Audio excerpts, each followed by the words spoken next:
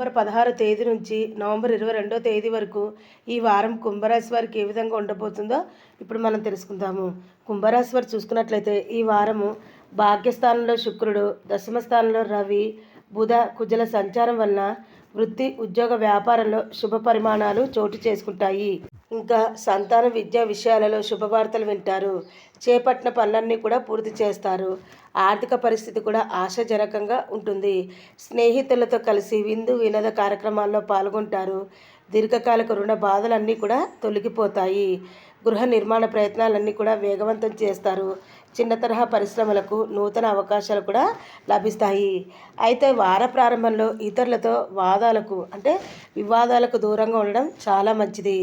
ఇంకా కొంచెం శ్రమ ఎక్కువగా ఉంటుంది, ఒత్తిడి కూడా పెరుగుతుంది. మరి ఈ వారము కుంభరాశి వారికి మరిన్ని శుభ ఫలితాలు కలగాలి అంటే ఆదిత్య హృదయ స్తోత్రం పారాయణం చేయడం వలన శుభ ఫలితాలు కలుగుతాయి.